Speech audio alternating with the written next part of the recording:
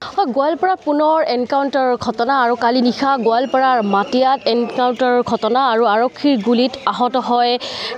ৰাজেবুল ইছলাম নামৰ এজন দুৰ্ধৰ্ষ ডকাইত আৰু উল্লেখ কৰিব লাগিব গোৱালপাৰাৰ শুকুৰবাৰে নিশা গোৱালপাৰাৰ ধূপধৰা আৰক্ষী থানাৰ অন্তৰ্গত টিপলাই বনগাঁও কলিতাপাৰাত এক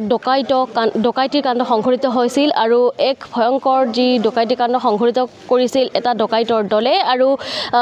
গোৱালপাৰাৰ যি বনগাঁও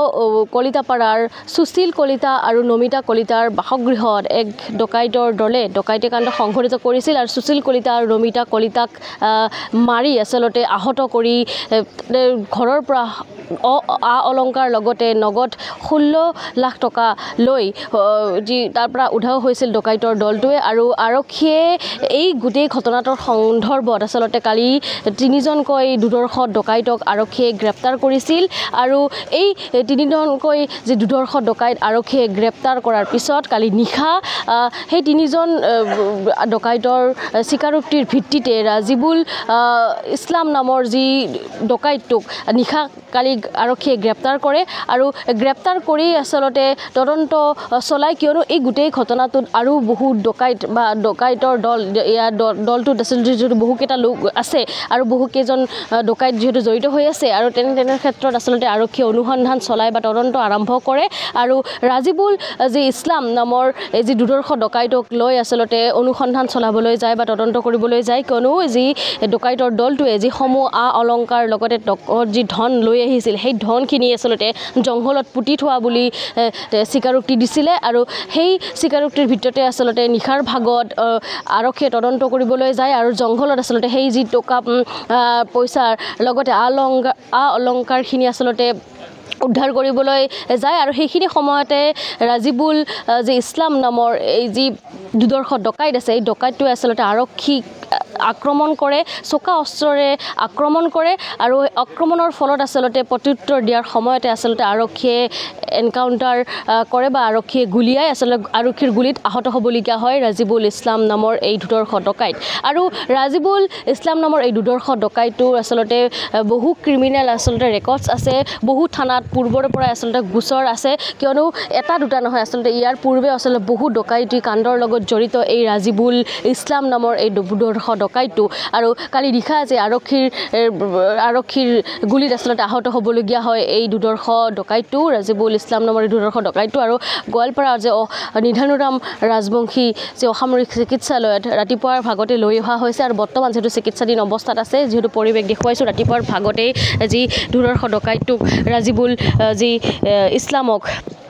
ইয়ালৈ লৈ অহা হৈছে আৰু ইতিমধ্যে চিকিৎসা কৰাই থকা হৈছে আৰু আৰক্ষীয়ে এই গোটেই ঘটনাটোৰ লগত আৰু কোন কোন জড়িত হৈ আছে সেয়া আচলতে তদন্ত কৰিছে আৰু আমি যিহেতু ইতিমধ্যে জনাইছোৱে এই গোটেই ঘটনাটো আচলতে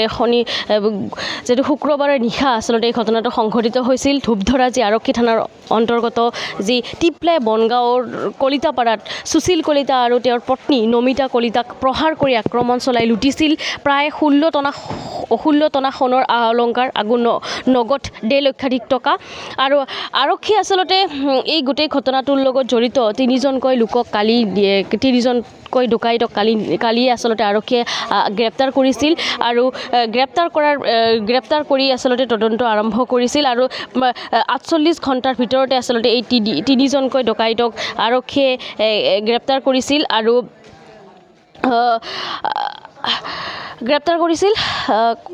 ৰাহুল কোচ অপূৰ্ব ৰাভা আৰু অবিনাশ ৰাভা এই তিনিজন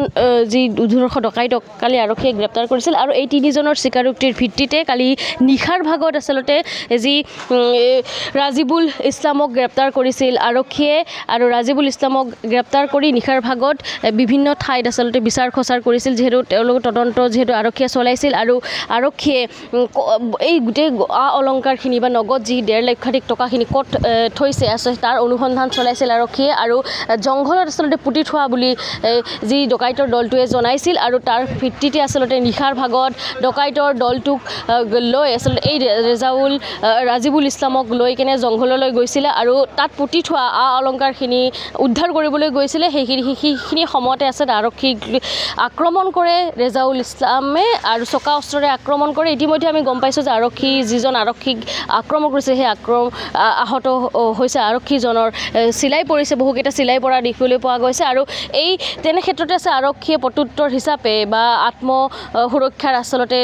ক্ষেত্ৰতে আচলতে ক'ব লাগিব ৰাজিবুল ইছলামক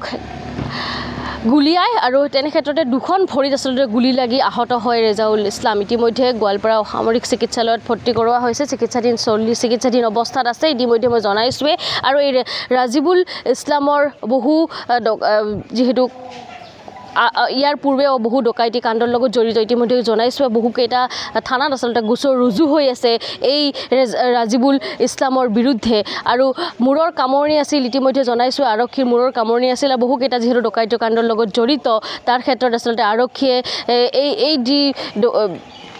ৰাজিবুল ইছলামক কৰায়ত্ব কৰিবলৈ সক্ষম